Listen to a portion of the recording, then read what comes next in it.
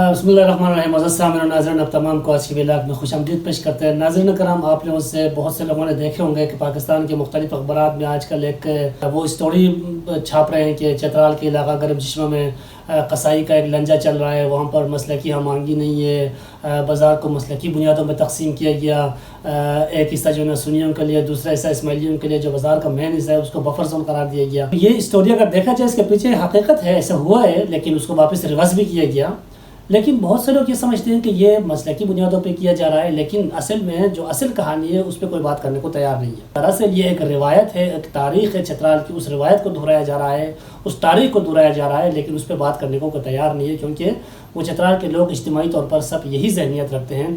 جب تک نوجوان اس ذہنیت کو چینج نہیں کریں گے تب تک یہ مسئلہ اسی طرح۔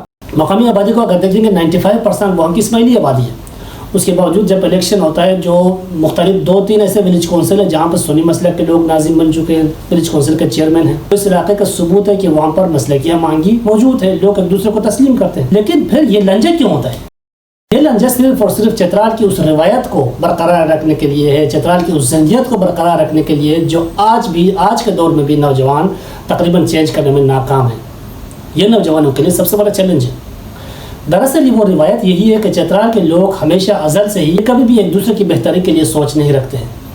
وہاں پہ ایک فرسودہ ذہنیت ہے، وہاں پر ایک دوسرے کے جو لیگ پولنگ ہے، ٹانگیں کھینچنے کا جو روایت ہے وہ چترال میں سب سے زیادہ ہے۔ اور اکثر یہ چترال کی تاریخ کو اگر دیکھیں گے، چترال میں حکمران بھی ہمیشہ باہر سے لوگ آ کے چترالیوں پہ حکومت کی ہے۔ البتہ یہ کہہ سکتے ہیں کہ 2018 کے بعد ایک پازیٹیو سے کئی بیرونی لوگ آگے چترال سے الیکشن لڑتے تھے، وہ الیکشن جیت جاتے تھے، لیکن 2018 کے بعد نوجوانوں میں ایک چینج آیا ہے جو ایک پازیٹیو چینج ہے، اور تقریباً طلعت محمود سے لے کے ڈاکٹر امجد وغیرہ ان لوگوں کو وہاں سے مایوس کر کے بھیج دیے، اور انشاءاللہ یہ روایت برقرار رہے گی کہ آج کے بعد اس میں یہ پازیٹیو نظر آتا ہے کہ چترال کے نوجوان جو ہے نا اس معاملات کو، ان حساب کتاب کو کینسل کر چکے ہیں کہ وہ کسی بھی بیرونی ایجنڈے کو کامیاب ہونے دیں گے۔ اب گرم چشمہ کا جو لنجہ چل رہا ہے، اب اس بازار کو دیکھیں گے، وہاں پر آج بھی کوئی مقامی بندہ قصائی کا کاروبار نہیں کرتا ہے۔ قصائی کا کاروبار صرف 2 لوگ کرتے ہیں، ایک افغانی اور دوسرا پٹھان جو چکن وغیرہ بیچتے ہیں۔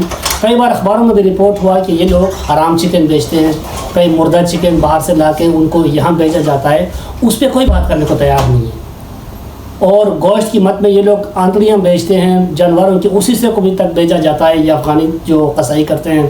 کئی بار ولیج کونسل کے ناظمین اس پہ بات کیا، لیکن کسی مولوی نے سامنے نہیں آیا، کسی مذہبی مفکر نے، مذہبی عالم نے سامنے نہیں آیا، نہ اسماعیلیوں کی طرف سے آیا، نہ سنیوں کی طرف سے آیا۔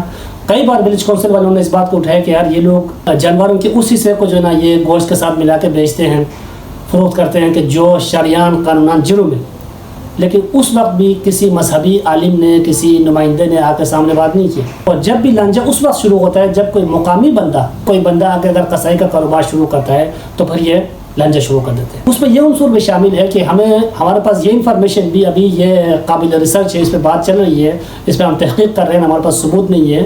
ہمیں یہاں تک معلوم پڑ گیا ہے کہ جو لوکل افغانی قصائی ہیں، یہ ان جو مذہبی لانجے والے لوگ ہیں ان کو پیسہ دیتے ہیں، ان کو یہ کمیشن دیتے ہیں کہ آپ مقامی لوگوں کو کاروبار کی اجازت نہ دیں، اسی طرح اس کو لنجے کو الجھائے رکھیں تاکہ ہم کاروبار کریں گے، آپ کو کمیشن دیتے رہیں گے۔ اسی لیے وہ گوشت کو کبھی وہ گوشت کو شارٹ کر دیتے ہیں، ڈیفریزر میں رکھ کے چھپا دیتے ہیں اور اپنے من پسند افراد کو مہنگے داموں میں فروخت کرتے ہیں، تب کوئی مذہبی بندہ آ کے بات نہیں کرتا ہے۔ ابھی رمضان کا مہینہ ہے، وہاں لوگ جو روزہ دار لوگ ہیں ان کے لیے جو ہے نا گوشت بازار میں دستیاب نہیں ہے، اور یہ ملے آپس میں لنجے میں لگے ہوئے ہیں، کبھی وہ ادھر جا کے میٹنگ کرتے ہیں، کبھی ادھر آ کے میٹنگ کرتے ہیں، لوگوں کی ذہنیت چینج کرتے ہیں۔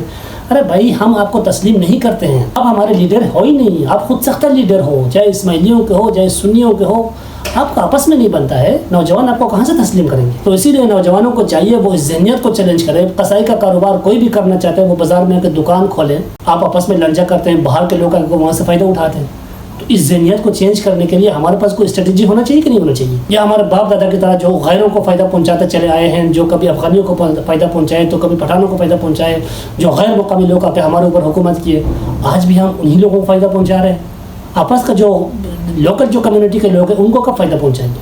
ہم ایک دوسرے کے دستگربان ہوتے رہیں گے، باہر کے لوگوں کا فائدہ اٹھاتے رہیں گے. اسی لیے نوجوانوں کو چاہیے کہ وہ اس مسئلے کو سمجھیں.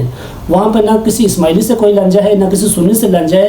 مسئلہ صرف اس وقت شروع ہوتا ہے جب کوئی مقامی بندہ آ کے قصائی کا کاروبار شروع کرتا ہے تو وہ لنجا کھڑا کیا جاتا ہے. کیوں؟ اسی لیے ہے کہ وہ اس روایت کو دور رہ جاتا ہے کہ مقامی بندے کو فائدہ نہیں پہنچانا ہے، ہم نے فائدہ افغانیوں کو پہنچانا ہے، پٹھانوں کو پہنچانا ہے یا کسی اور لوگوں کو پہنچانا ہے. افغانی قصائیوں سے یہ لوگ کمیشن لیتے ہیں، اور کمیشن لے کے جو ہے نا اس کا لنجا کر دیتے ہیں. پرمیشن اگر لینا تو گورنمنٹ سے لینا پڑے گا. کسی اسماعیلی کونسل کے پاس تو اختیار نہیں ہے، نہ کسی سنی مسجد کے پاس یہ اختیار ہے کہ بندہ کس چیز کا کاروبار کرتا ہے. کوئی بھی لیگل کاروبار کہیں پہ بھی بندہ کر سکتا ہے، یہ پاکستان کا قانون ہے. آپ کون ہوتے ہو کہ آپ بیچ میں آ کے لوگوں کو جو ہے نا بازار کو تقسیم کر دیتے ہیں؟ یہ نوجوانوں کو چاہیے کہ آپ آگے بڑھیں. اس جو خود سختہ لیڈرشپ ہے ان کو یہ آلریڈی ریجیکٹڈ ہے. یہ سنیوں کی طرف سے بھی ریجیکٹڈ ہے، یہ اسماعیلیوں کی طرف سے بھی ریجیکٹڈ ہے، نہ ان کو کوئی سنجیدہ لیتا ہے. لیکن یہ خود سختہ لیڈر بنے ہوئے.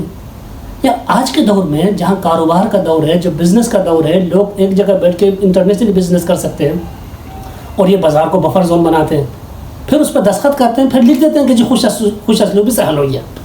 اور بھائی ہم آپ پہ تھوک کرتے ہیں، یہ خوش اسلوبی سے حل ہوتا ہے؟ اب دنیا کے سامنے ہمیں تماشا بنا کے کہتے ہیں خوش اسلوبی سے ہم نے حل کیا. تو اس لیے چترال کے جو مقامی نوجوان ہیں، آپ سے گزارش ہے کہ آپ غیر مقامی لوگوں کو فائدہ پہنچانے کا جو ہمارے باپ دادا کا روایت ہے اس کو ختم کرنے کا وقت ہے.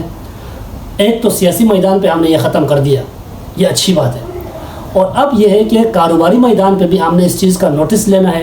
جو مقامی افراد ہیں، آپ ایک دوسرے کو فائدہ پہنچائیں گے، ایک دوسرے کے ساتھ کاروبار کریں گے، وہاں ٹرسٹ بیلڈ ہوگا. پھر ہم ایک دوسرے کے ساتھ اس ٹرسٹ کی بنیاد پر پھر ہم اس لین دین کو آگے بڑھائیں گے. پھر ہم انٹرنیشنل مارکیٹ کو بھی متاثر کر سکتے ہیں، وہاں لوگ لا سکتے ہیں، انویسٹمنٹ لا سکتے ہیں.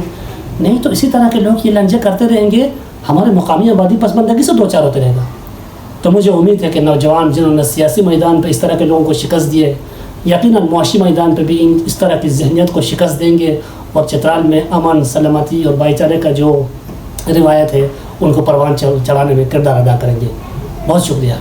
آپ تمام سے گزارش ہے کہ اس ویڈیو کو شیئر کریں. آپ اتفاق کرتے ہیں تو آپ اپنے واٹس ایپ گروپ میں اس ویڈیو کو شیئر کریں تاکہ جو مقامی لوگ ہیں ان سب کو پتہ چلے کہ ہمارے ساتھ اصل میں ہو کیا رہا ہے. بہت شکریہ.